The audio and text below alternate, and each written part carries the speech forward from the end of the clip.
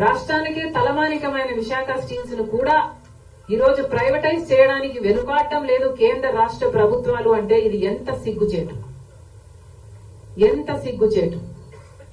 ఇక్కడి కొనుక్కోబోయే వాళ్ళు ఎవరో పెద్ద రహస్యం ఏమీ కాదు, ఇది బహిరంగ సీక్రెట్. ఏ అదానియో ఏ అంబానీయో వీళ్ళకే అమ్ముతారు.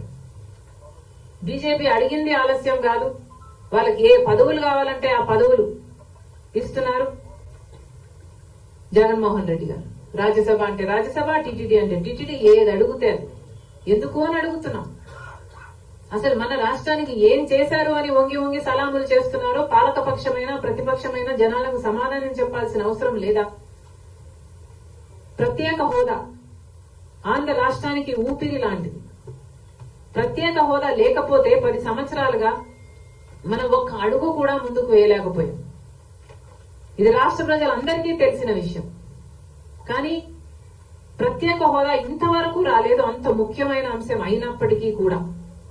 ఆ రోజు కాంగ్రెస్ పార్టీ 5 సంవత్సరాలు ప్రత్యేక హోదా అంటే ఆ రోజు చంద్రబాబు గారు చెప్పిన మాట, మాకు 5 సంవత్సరాలు సరిపోదు 15 సంవత్సరాలు అన్నారు. అదే వేదిక మీద ఉన్న మోడీ గారు 10 సంవత్సరాలు ఇస్తాము అని మాట ఇచ్చారు ఆంధ్ర రాష్ట్ర ప్రజలకు తిరుపతి సాక్షిగా.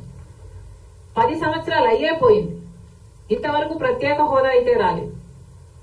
ప్రత్యేక హోదా వస్తే ఎన్నో పరిశ్రమలు వస్తాయి, ఉద్యోగాలు వస్తాయి, అభివృద్ధి జరుగుతుంది. ఇవన్నీ తెలిసినప్పటికీ కూడా మొదట 5 సంవత్సరాలు ఉన్న ముఖ్యమంత్రిగా ఉన్న చంద్రబాబు గారు అయితేనేమి, ఇప్పుడు 5 సంవత్సరాలుగా ముఖ్యమంత్రిగా ఉన్న జగనన్న గారు అయితేనేమి, ఇద్దరు ప్రత్యేక హోదాను తాకట్టు పెట్టారు. అసలు ఆంధ్ర రాష్ట్రానికి చెందాల్సిన హక్కులన్నీ కూడా తాకట్టు పెట్టారు.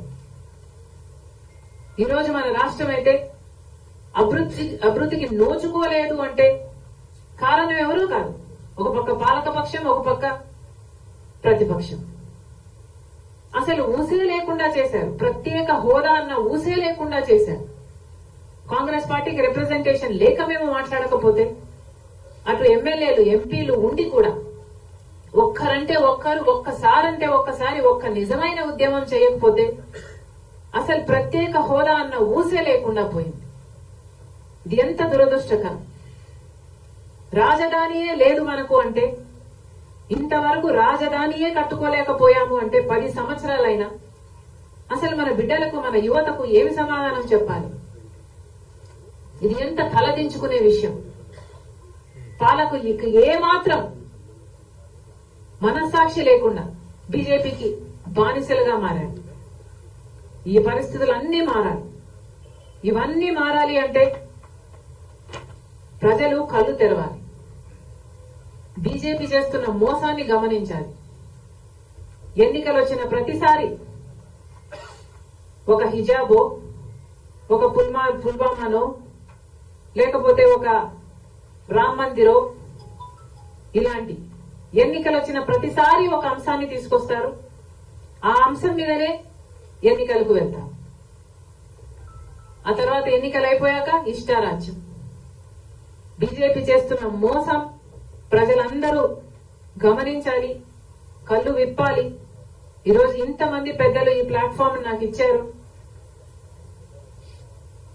మాటిస్తున్నాం, కాంగ్రెస్ పార్టీ తరఫున మనం అందరం కలిసి పోరాటం చేద్దాం. బొట్టు బొట్టు కలిస్తేనే మహాసముద్రం, అడుగు అడుగు కదిలితేనే ఉద్యమం.